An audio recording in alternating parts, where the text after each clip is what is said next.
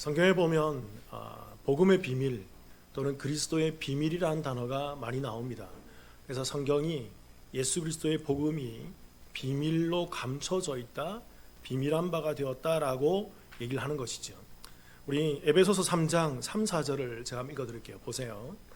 곧 계시로 내게 비밀을 알게 하신 것은 내가 먼저 간단히 기록함과 같으니 그것을 읽으면 내가 그리스도의 비밀을 깨달은 것을 너희가 알 수 있으리라.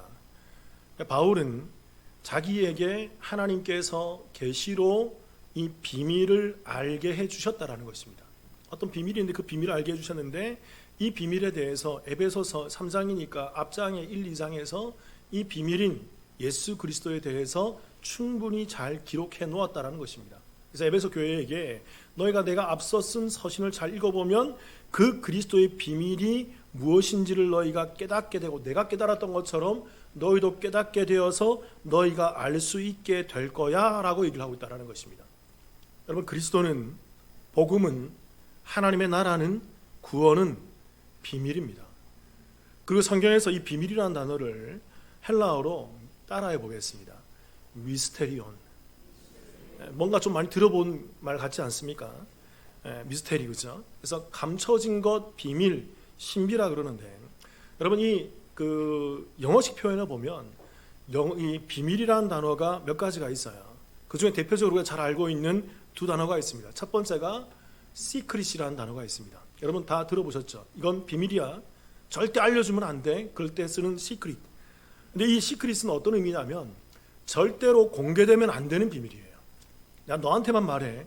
절대 알려주면 안 돼. 알려주면 됩니까? 안 됩니까? 절대 드러나거나 알려주면 안 되는 거예요. 꽁꽁 숨겨놔서 절대 감춰놓은 것, 아무도 알면 안 되는 것, 이걸 시크릿이다 그래요. 그런데 또 하나의 비밀이 있습니다. 미스테리온에서 파생된 어떤 단어예요? 미스테리. 이 미스테리라는 단어는 이것도 비밀이고 신비고 감춰져 있는 것이지만 이 미스테리는 절대로 알려지면 안 되는 비밀이 아니라 이 미스테리는 처음에는 감춰져 있지만 점차적으로 그 호기심과 궁금증을 유발하게 해서 그 비밀이 드러나게 되는 것을 미스테리라고 얘기하는 거예요. 약간의 차이가 있습니다. 오늘 그리스도의 비밀, 복음의 비밀, 하나님 나라의 비밀, 이 비밀은 미스테리온이기 때문에 이 비밀은 드러나지 않는 비밀일까요? 드러나게 되는 비밀일까요? 드러나게 되는 비밀이죠. 그래서 여러분, 제가 예를 하나 들면 이런 얘기가 좀 쉬울 것 같아요. 저는 영화를 좋아합니다. 영화 좋아하는데 장르 중에 여러 가지 장르가 있잖아요. 액션물이 있고 SF물이 있고 멜로물이 있고 뭐 역사물이 있고 그 중에 한 장르가 있죠. 어떤 장르입니까? 미스테리 장르물이 있죠. 이 미스테리물을 잘 보시면, 저도 이 미스테리물을 되게 좋아해요. 왜냐하면 이게 흥미진진하고 이게 뭔가 알아가는 재미가 있잖아요. 처음에는 감독과 작가가 의도적으로 어떤 비밀을 처음에는 감추어 놓습니다. 아무도 모르게. 근데 중반쯤 가면 이 시청자들이 보면서 뭔가를 생각하게 만들고 이거 아닐까 저거 아닐까 궁금하게 만들고 나중에 결론에 가서는 그 비밀이 완전히 드러나게 되어서 놀라운 감격과 흥분감을 배가시켜주는 게 바로 미스테리물이라는 거죠. 오늘 복음이 이와 같다라는 것입니다. 그리스도의 비밀은 감춰져 있어요. 드러나지 않습니다. 여전히 세상의 비밀 가운데 있어요. 그런데 이 비밀을 알게 되는 사람들이 있단 말입니다. 드러나게 되는 사람들이 있단 말입니다. 비밀을 발견하게 되는 사람들이 있단 말입니다. 그런데 그들은 이 비밀을 발견되면 그 안에 감격할 수 없는, 정말 주체할 수 없는 그 감사와 감격과 그 흥분감이 일어나면서 그 구원의 놀라운 감격 가운데 빠지게 된다는 거예요. 그래서 그 비밀, 그 미스테리온이라는 것입니다. 마가복음 4장 11절을 같이 한번 읽어볼까요? 시작. 이르시되 하나님 나라의 비밀을 너희에게는 주었으나 외인에게는 모든 것을 비유로 하노라. 하나님 나라의 비밀, 이것도 역시 미스테리온이에요. 이 비밀을 너희 택함 받고 믿는 사람, 그것을 알아듣고 그것을 깨닫는 사람들에게는 그 비밀을 알려주었지만 외인들, 이 외인들은 누굴까요? 믿지 않는 사람들, 불신자들, 성경에 나오는 사두개인과 바리새인들, 보아도 보지 못하고 들어도 듣지 못하고 입이 있어도 제대로 말하지 못하는, 그 다리가 있지만 제대로 증거하지 못하는 그런 사람들에게는 이것이 비유로 되어 있다는 거예요. 비유가 뭘까요? 제가 예전에 비유 시리즈 하면서 얘기했잖아요. 비유가 너무너무 뭐하다? 너무 어렵다는 것입니다. 쉽게 이해가 안 되는 게 이 비유예요. 어떤 분은 쉽게 설명해 주기 위해서 비유로 설명했다 그러지만 비유를 공부하니까 비유가 너무 어려워요. 그런데 하나님의 사람들은 이 비유라도, 그 감춰져 있는 비밀이라도 깨닫게 되어 가게 되는데, 그런데 밖에 있는 사람들, 하나님의 택함을 받지 못한 믿지 않는 자들에게는 이들의 이 복음이 비밀로 감춰져 있다는 것입니다. 그럼 또 질문 드려볼게요. 하나님께서 왜 감춰 놓았을까요? 그 뒤에 이런 말씀이 있습니다. 마가복음 4장 12절 제가 읽어볼게요. 이는 그들로 보기는 보아도 알지 못하며 듣기는 들어도 깨닫지 못하게 하여 돌이켜 죄사함을 얻지 못하게 하려 함이라 하시고. 여러분 이제 이 말씀을 보시면 뭔가 연상되는 게 많죠. 여러분 이제 우리 교회 성도님들은 그들, 그 믿지 않는 바리새인과 사두개인들, 그들이 보기는 보아도 뭐하지 못한다고요? 알지 못한다고요. 듣기는 들어도 뭐하지 못한다고요? 깨닫지 못한다고요. 그래서 그들이 결국엔 죄사함을 얻지 못하게 하기 위함이라는 것입니다. 택자들은 이 비밀을 들으면 그것을 보고 눈이 뜨여지고 귀가 열리고 입이 열려서 제대로 된 그 말씀을 보고 듣고 깨닫게 되는데, 그러나 그 택함을 입지 못한 사람들은 아무리 보아도 아무리 들어도 아무리 말씀을 입에 넣어줘도 제대로 보지 못하고 듣지 못하고 말하지 못하더라는 것입니다. 그들이 누굴까요? 신약성경에 나오는 누굴까요? 대표적인 사람이 바리새인들과 사두개인들. 눈이 있지만 못 보는 사람들이에요. 귀가 있지만 듣지 못하는 사람이에요. 말씀을 알고 말씀을 외우고 있지만 제대로 말하지 못하는 사람들이에요. 그래서 예수님께서 오셔서 그 맹인들과 그 귀머거리와 그 말 못하는 자들을 고쳐주시는 거라고요. 상징적으로 표적을 보이기 위해서. 그렇게 여러분, 우리는 성경을 단순히 보면 안 돼요. 성경을 어떻게 읽어야 될까요? 제가 늘 얘기하잖아요. 제대로 읽어야 된다. 근데 제대로 읽을 때 그 제대로 읽는 방법이 뭐죠? 따라해 보겠습니다. 구속사적으로. 성경을 구속사적으로 읽어야 돼요. 창세기부터 계시록까지 하나님께서 왜 창조하셨고 왜 이런 일들을 구약에 진행하셨으며 이게 어떻게 예수 그리스도로 말미암아 성취되고 예수 그리스도의 은혜가 무엇이며 그 은혜 아래 사는 자들이 어떻게 이 땅에 구원받고 살아가다가 그 영원한 천국에 입성하게 되는지 구속사의 전 과정을 우리가 한눈에 보면서 읽어야 되는 것입니다. 그래야만 그 치유가 아닌 것을 알게 됩니다. 그 기적이 아님을 알게 됩니다.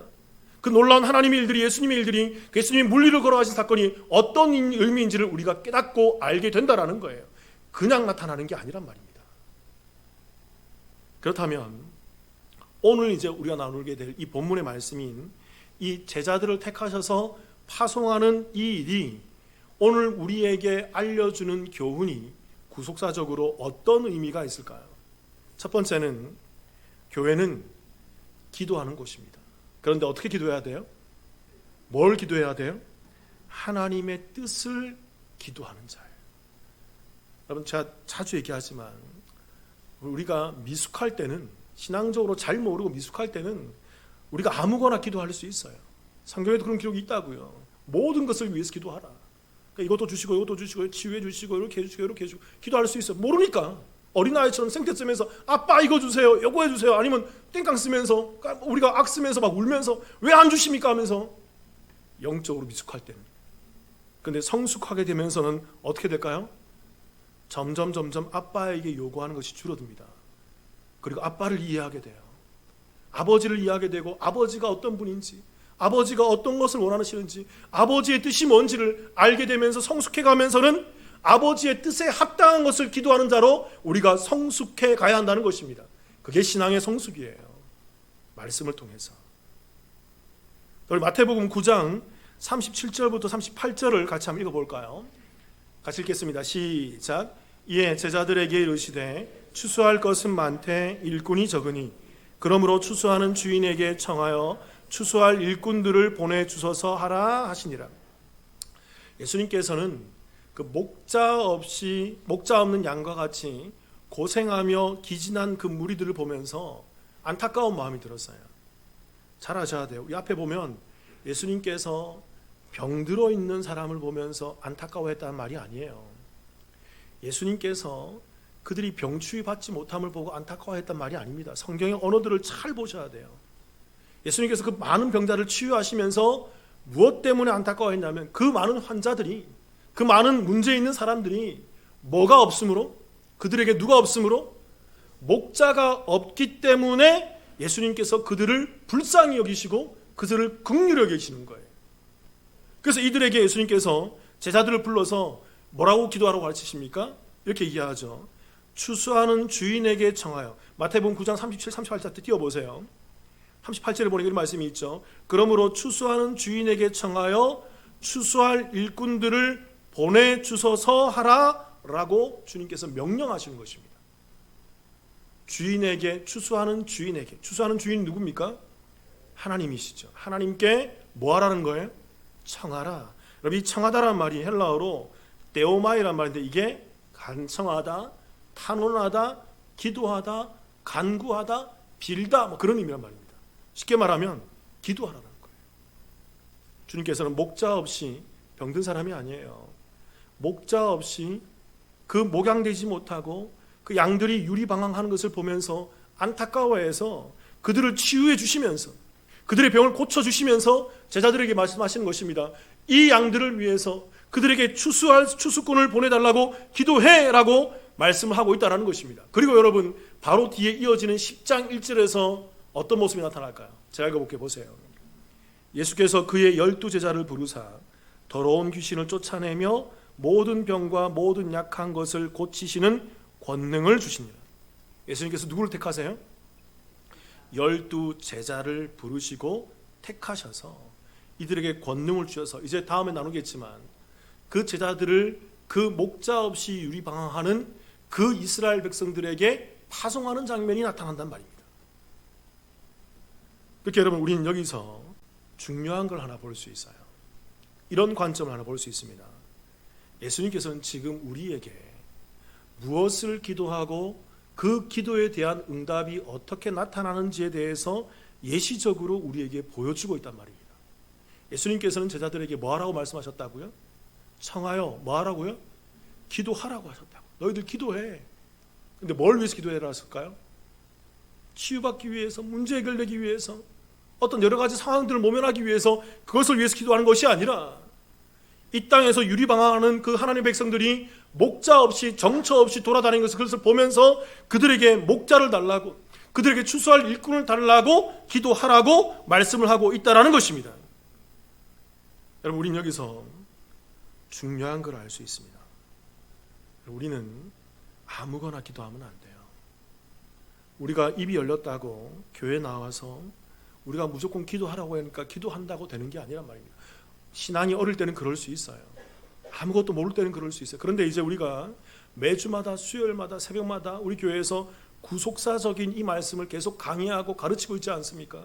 그래서 구원의 뜻이 무엇이고, 하나님의 계획이 무엇이며, 하나님의 섭리가 무엇이고, 하나님의 의가 무엇이고, 은혜가 무엇인지를 배우지 않습니까? 이제 듣고 배운 저와 여러분들은 어떻게 해야 될까요? 아무거나 기도하는 것이 아니라 누구의 뜻을 위해서? 하나님의 뜻을 위해서 기도할 수 있는 자가 되어야 한다는 거예요. 제가 얼마 전에 신방을 갔는데 한 분이 이런 얘기를 하더라고요. 예전에도 한번 그런 얘기 들었는데, 이런 얘기가, 목사님 말대로 정말 입이 다치더라고요. 말씀을 듣다 보니까 자기가 그동안 기도해왔던 그 모든 기도에 대한 기도의 언어들이, 기도의 말들이 다치는 걸 경험했다는 것입니다. 그런데 그분이 그 다음 고백이 저는 너무나 좋았어요. 근데 목사님, 이제는 제가 목사님 말씀처럼 제대로 기도합니다. 제대로 기도하고 이제 뭘 기도해야 될지를 이제 알겠습니다. 평생 신앙생활 했는데 이걸 이제야 깨달았다고. 이제야 깨달았다고. 그리고 또 그분의 그 다음 하는 말도 참 제가 많이 힘이 되었어요. 목사님, 우리 교회 집사님들과 장로님들이 대표 기도할 때 기도를 들어보면 언어가 달라졌습니다.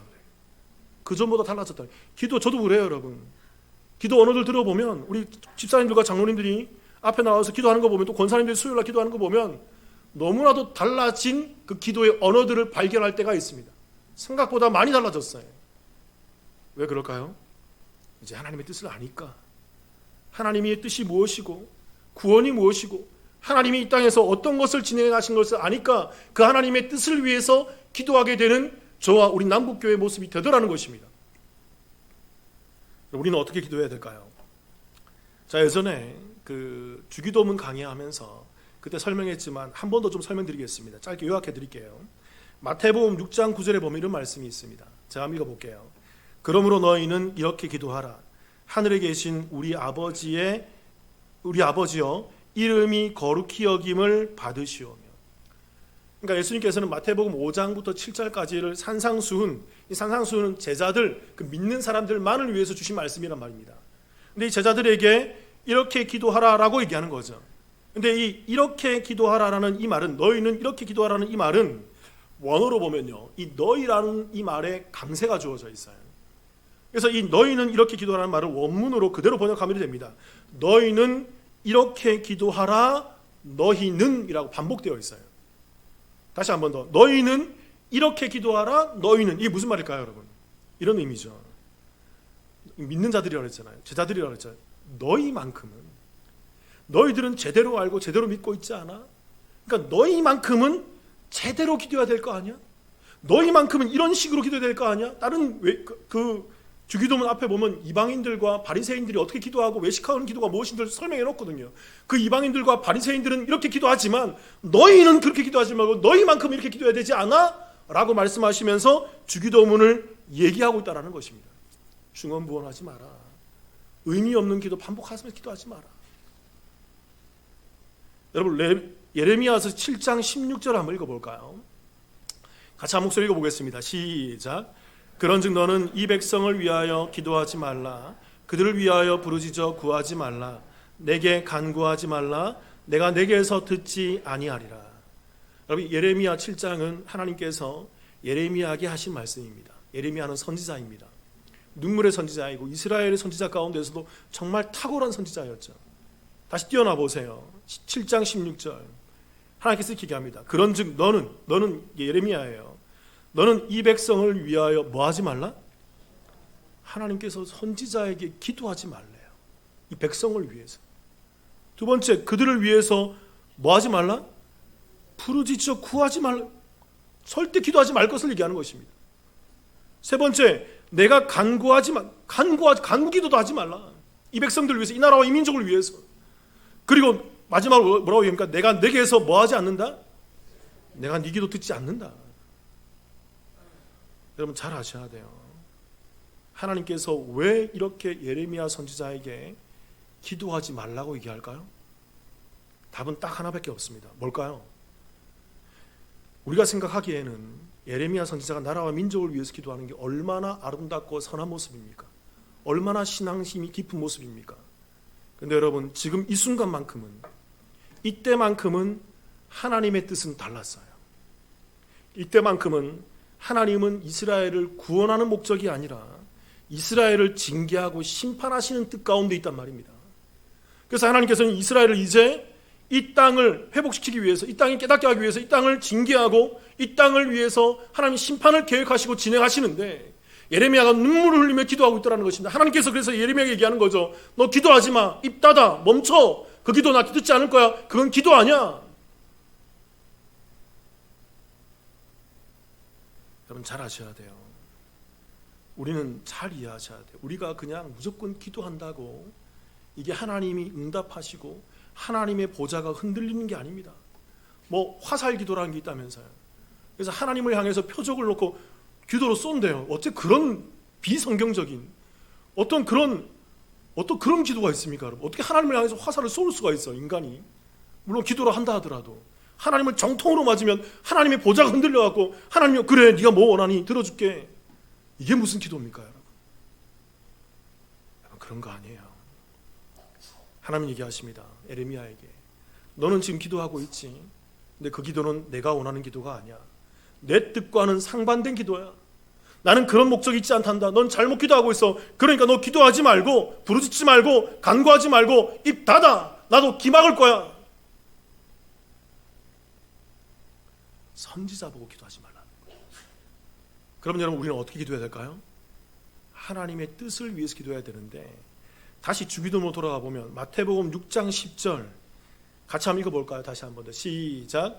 나라가 임하시오며 뜻이 하늘에서 이루어진 것 같이 땅에서도 이루어지이다. 띄워놓으세요. 이 나라가 임하시오며 라는 이 말이 매우 이게 함축적인 의미가 있습니다.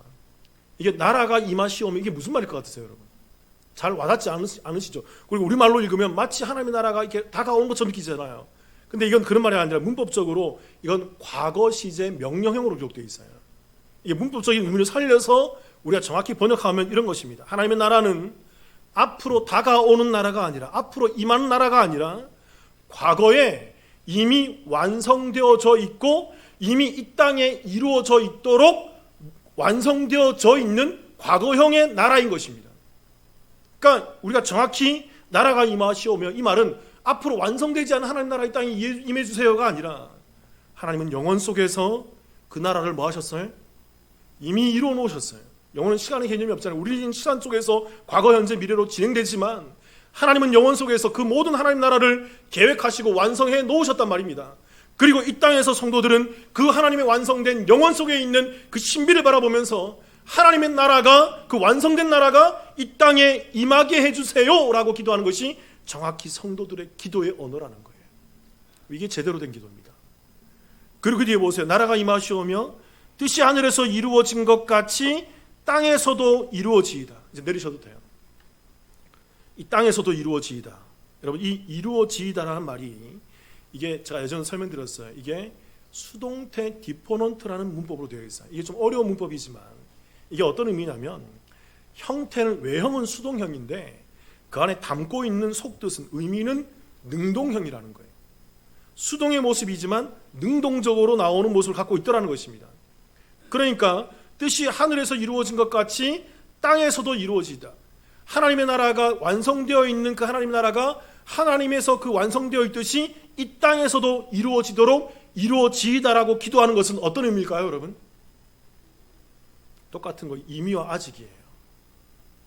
하나님께서는 그 모든 것을 이미 영원 속에서 만들어 놓고 완성해 놓으셨다라는 것입니다. 그리고 그 하나님의 완성된 뜻을 바라보면서 성도들이 이 땅에서 뭐 하는 걸까요? 능동적으로 뭐 하는 걸까요? 하나님이 뜻이 완성되어 있고 하늘에서 그 하나님의 뜻을 바라보는 성도들은 이 땅에서 그 하나님의 뜻이 이루어지도록 뭐 하는 걸까요? 능동적으로 기도하는 거예요. 그러니까 여러분 잘 아셔야 돼요. 성도들은, 저와 여러분들은 이제 신앙이 성숙해져 가고 말씀을 알아가면 갈수록 하나님의 뜻을 말씀 속에서 확인하셔서 그 하나님의 뜻이 이 땅 가운데에서 이루어져 가게끔 우리가 응원하고 간구하며 하나님께 기도할 수 있는 자들이 되어야 하는 것입니다. 여러분, 제가 중요한 사실 하나 알려드릴게요.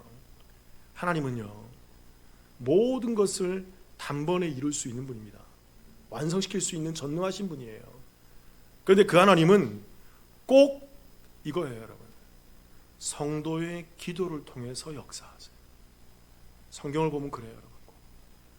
하나님은 꼭 성도의 기도를 통하셔서 하나님은 역사하시고 그 뜻을 펼쳐내시는 것을 우리가 볼 수 있어요. 그게 바로 수동태 디포넌트의 의미. 하나님은 완성해 놓았단 말입니다. 하나님은 모든 것을 이루어 놓으셨어요. 그런데 이 땅에서 성도들은 시간이 진행되면서 하나님의 뜻을 확인한 성도들이, 그 하나님의 뜻과 연합되어 있는 성도들이 하나님의 뜻을 확인하고 이 땅에 속히 임하게 해주세요. 그 뜻이 이루어지게 해주세요. 하나님의 뜻이 이 땅에 이루어지다라고 능동적으로 기도하는 것을 하나님은 기뻐하시고 그 기도 가운데 하나님께서는 역사하신단 말입니다. 그리고 오늘 예수님께서는 오늘 본문에서 그 목자 없이 유리방황하는 그 무리들을 보면서 제자들에게 무엇을 달라고 기도하라고 얘기하고 있습니까? 누구를 달라고?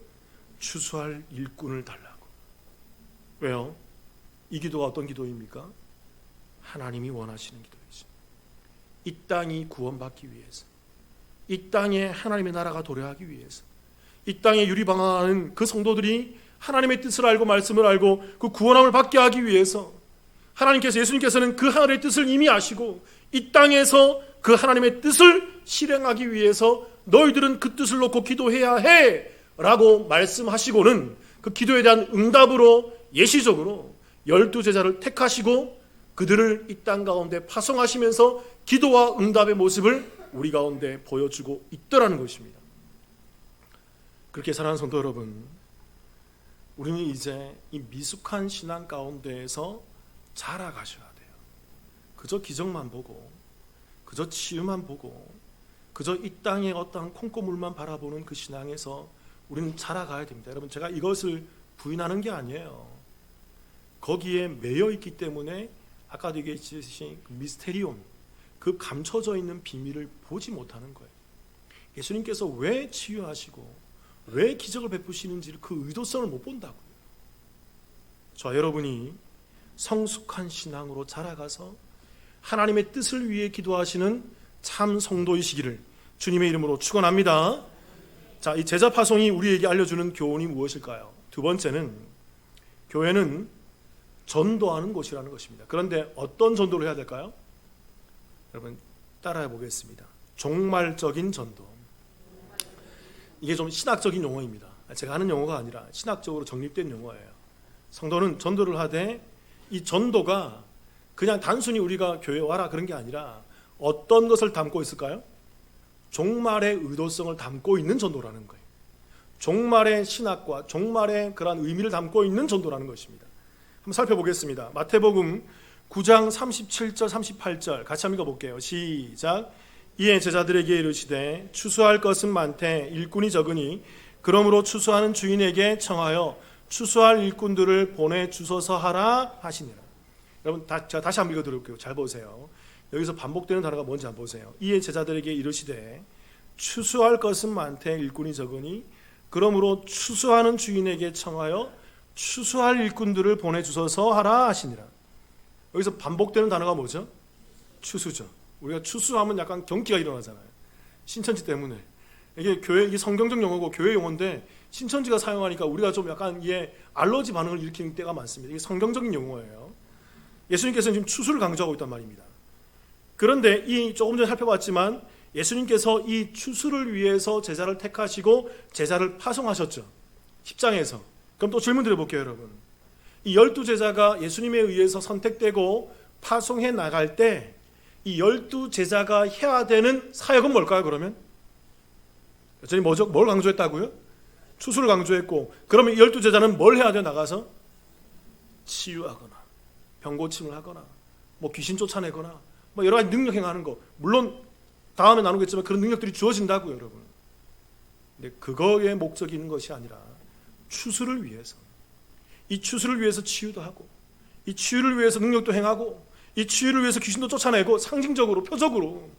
그래서 이들의 목적과 이들의 그 모든 그 의미는 추수에 담겨 있다라는 것입니다. 그러면 이런 질문 드려볼게요. 성경에 이 추수라는 단어가 얼마나 나올 것 같으세요? 여러분, 떠오르시는 구절이 있나요? 성경에 추수라는 단어뿐만 아니라 추수의 의미를 담아서 설명하는 구절들이 꽤 많이 있습니다. 상당히 많이 있어요. 마태복음 3장 10절과 12절 제가 한번 읽어볼게요. 보세요. 이미 도끼가 나무 뿌리에 놓였으니 좋은 열매를 맺지 아니하는 나무마다 찍혀 불에 던져지리라. 나는 너희로 회개하게 하기 위하여 물로 침례를 베풀거니와 내 뒤에 오시는 이는 나보다 능력이 많으시니 나는 그의 신을 들기도 감당하지 못하겠노라. 그는 성령과 불로 너희에게 침례를 베푸실 것이요 손에 키를 들고 자기의 타작마당을 정하게 하사 알곡은 모아 어디에 드리고 곡간에 드리고 죽정이는 꺼지지 않는 어디에? 그러니까 침례 요한이 하는 말이죠. 침례 요한이 이제 나는 너희들한테 이렇게 회개의 침례를 베풀지만 내 뒤에 오시는 이는 나와 같은 침례가 아니야. 그분이 오시면 뭐 하냐면 그분은 이제 걷어들이는 분이야. 그래서 알곡을 걷어들이면 알곡은 모아서 곡간에 드리게 하고, 그리고 쭉정이는 걷어들여서 쭉정이는 영원히 꺼지지 않는 그 지옥불인 타는 불못에 던져버리시는 분이야. 이게 뭘 얘기할까요? 알곡과 쭉정이를 걷어들인다. 이게 뭘 얘기할까요? 추수를 의미하잖아요. 여러분 잘 아셔야 돼요. 여기서 우리가 하나 알 수 있는 거는 예수님께서 이 땅에 도래하시고 예수님께서 이 땅에 초림하시고 예수님께서 이 땅에 오심으로 말미암아 이제 어떤 때가 시작되었다고요? 추수의 때가 시작된 것입니다. 그리고 여러분 성경적으로 볼 때 추수의 때는 어떤 때일까요? 따라해 보겠습니다. 종말의 때. 성경에서 예수님이 오심으로 말미암아, 이건 신학적으로 정확한 표현입니다. 종말이 시작되었다라고 얘기해요. 그 종말의 완성은 언제일까요? 예수님의 초림으로 인해서 종말이 시작되었고, 종말의 완성은 언제 완성될까요? 예수님께서 이 땅에 재림하실 때. 그래서 여러분 예수님의 초림과 재림 시대를 이걸 종말의 시대라 그래요. 이걸 추수의 시대라 그래요. 이걸 교회의 시대라 그런단 말입니다. 그리고 여러분 요한복음 4장 35절 같이 한번 읽어볼까요? 시작. 너희는 넉 달이 지나야 추수할 때가 이르겠다 하지 아니하였느냐? 그러나 나는 너희에게 이르노니 너희 눈을 들어 밭을 보라. 휘어져 추수하게 되었도다. 예수님께서는 그 밭에 있는 곡식들을 보면서 이제 이스라엘 때가 이때가 아직 추수하려고 하면 4달이 남았거든요. 실제 4달 뒤에 추수를 해야 되는데 너희들은 추수할 때가 되려면 아직 넉 달이 남았다고 얘기하지 않니? 그런데 눈을 들어봐. 그 밭을 보란 말이야. 너희가 보는 그 밭에 그 모든 보리와 그 모든 쌀과 그 모든 곡물들과 그 모든 열매들이 휘어져 추수할 때가 되었다라는 거예요. 예수님이 상징적으로 역시 표적하는 것입니다. 그 곡식을 보면서 곡식은 지금 파릇파릇해요. 아직 알맹이를 내지 않았단 말입니다. 근데 주님은 그 곡식을 보면서 이 땅의 종말을 숙고하시는 거예요. 이 땅의 심판을 바라보시는 거예요.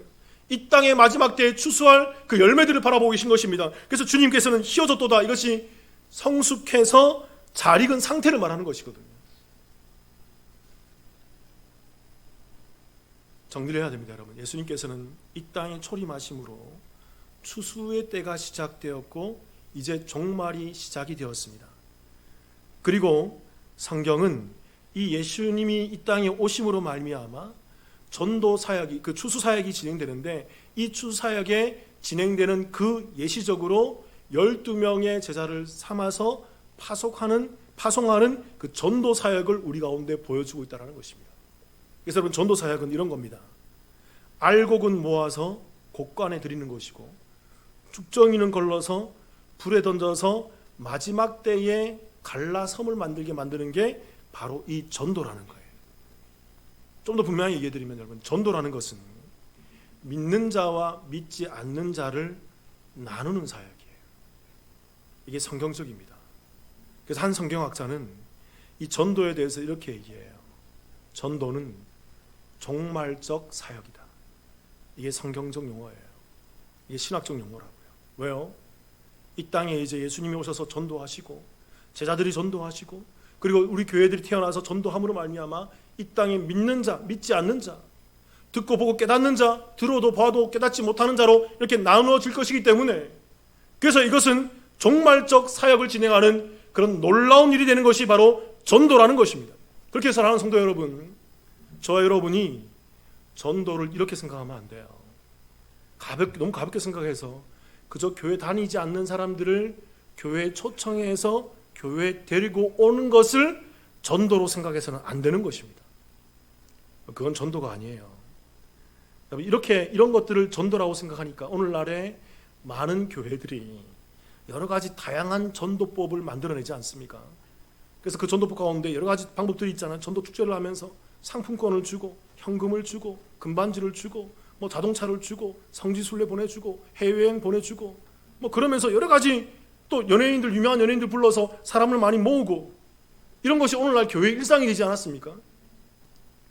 그래서 사람들이 많이 모여서 교회가 성도들이 많아지면 그 교회가 부흥했다고 얘기하는 게 오늘날 교회 모습이지 않나요? 그리고 오늘날 교회가 오히려 성도들이 많이 모이지 않고 교회가 작으면 저 교회는 왜 부흥하지 않아? 라고 말하는 것이 저와 여러분들의 성정이지 않습니까? 그래서 교회들이 어떻게 하면 사람을 더 모으려고 그렇게 눈에 혈안이 되어 있는 것이 오늘날 교회의 모습이지 않나요? 그래서 교회 성행하는 것이, 저도 신학교 때 이런 걸 많이 배웠어요, 여러분. 교회 성장학이라고. 제가 신학교 다닐 때 그 과목이 너무나 성행했어요. 어떻게 하면 교회를 성장시키는가? 이렇게 하면 된다, 저렇게 하면 된다. 그 연구 논문에 그 연구에서 논문 발표한 적도 있어요. 제가. 이런 전도법이 좋습니다. 이런 것이 좋습니다. 아니에요, 여러분. 그건 마케팅이고 그건 교회에서 장사하는 거예요. 예수라는 이름을 팔아서 성도를 모으는 장사하는 거예요. 그래서 교회에 많은 사람들을 모으면 그럼 자연히 돈도 많아지고 교회가 힘이 생겨지니까 그런 이상한 전도 방법들이 모여서 교회가 부흥하려고 애를 쓰고 있단 말입니다. 그런데 오늘 말씀에 보면 전도는 그런 거 아니에요. 그래서 오늘날 세상에서 교회를 향해서 이런 말을 한다고 합니다. 여러분 한번 따라해 볼까요, 여러분? 이런 말이 좀 부끄러운 말이지만 한번 따라해 보겠습니다. 그 교회 참 장사 잘한다. 이게 오늘날 교회 밖에서 교회를 바라보는 그런 평가라고 하는 거죠. 왜 전도를 잘못 보고 있으니까.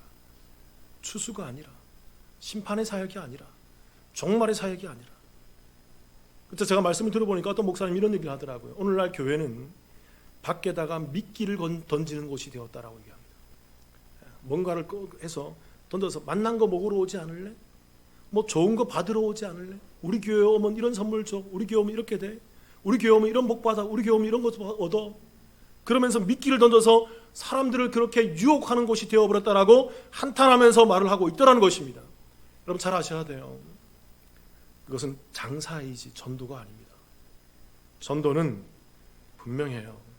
알곡인지 가라지인지를 구분하게 만드는 것이 전도예요. 그러기 위해서는 우리는 이 전도의 무거움을 알고 종말적 심판의 의미를 갖고서 밖에 나가서 제대로 된 전도, 제대로 된 선포를 해야 하는 것입니다. 그래서 제가 여러분들께 말씀드리는 거예요. 먼저 말씀을 제대로 알자. 복음을 제대로 알자. 구원이 뭔지, 예수 그리스도가 누군지 그렇게 알아야만 나가서 이 종말적 사역인 이 전도를 감당할 수 있게 된다는 것입니다.